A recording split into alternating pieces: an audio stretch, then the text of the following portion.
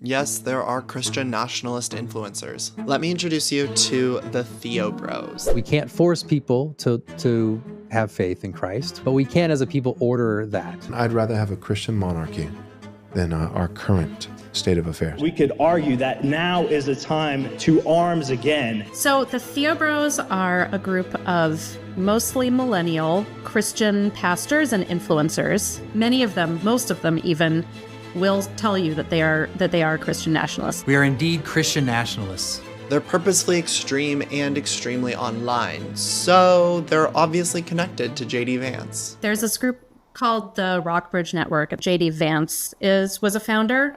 Peter Thiel is involved, and also this guy, Chris Buskirk. And then, of course, Chris Buskirk, a great friend of mine. Who was involved in American Reformer, which is kind of the unofficial magazine of the Theo Bros. I think it's important to say that not all of them hold every belief. That being said, I think some common beliefs that I have encountered are that we should be repealing the 19th Amendment. They'll talk about the dead Constitution and how the Ten Commandments should take its place. I want a Christian nation more than a republic. I think all 10 commandments should be legislated and enforced. Some of them talk about prison reform, and by prison reform, they mean public flogging instead of prison. Some of them talk about executing heretics. Involved in that is also execution of gay people. But it's not just online. They're doing conferences, writing books, doing events. One of the things that's been interesting lately is that some of their events have started to overlap with some events of more kind of mainstream politicians. And I think probably the most prominent example was the National Conservatism Conference, where you had Doug Wilson speaking at this conference. And of course, coming to the high treachery,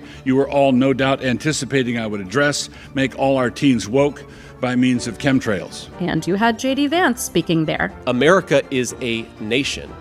It is a group of people with a common history and a common future. Now, if Theo Bros are kind of the millennial posters of the Christian nationalist movement, Doug Wilson is sort of like the boomer who passed the torch. He has sort of built his own little Christian fiefdom in Moscow, Idaho. He has this church. He has, helped to start a school, like a K through 12 school there. He has a college there, New St. Andrews College, that he's helped to found as well. Now, it's this community in Idaho that he's built that Theo Bros see as sort of a blueprint for what a Christian America could and should look like. Creating a legal framework in which people could create intentional communities where they could build something new would be a good idea to allow people to experiment. Just like Doug Wilson, so too do many of the other Theo Bros want to do this in various places in the United States. But he's also built this other type of blueprint for Christian nationalist influencing. He was telling me about how he has his kids helping him produce these very slick videos. The left is the cancer and Trump is the chemo.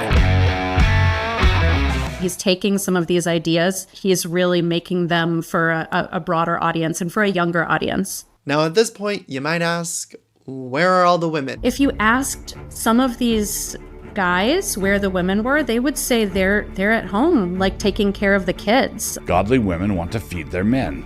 Godly women are designed to make the sandwiches. When women were granted the right to vote, we were so muddled we thought we were giving the franchise to women when we were in fact taking it away from families. And just for the record, I think the 19th Amendment should be repealed. I think that because, first and foremost, because I'm a Christian. If we had a Christian nation and women could vote, then within 50 years we would no longer have a Christian nation.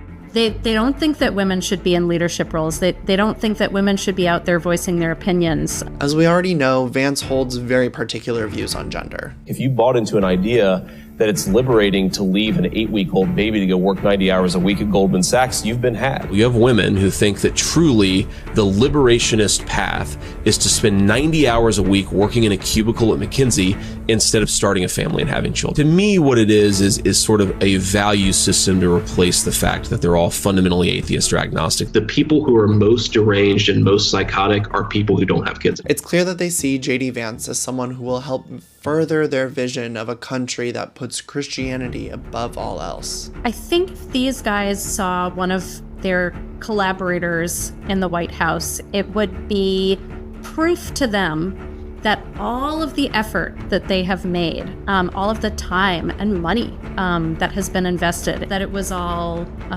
paying off. There's so much more to this story, including connections to Project 2025, more about the web of JD Vance and Theo Bros that I can't even dream of touching on in a video like this. So go read Kira Butler's full piece at MotherJones.com.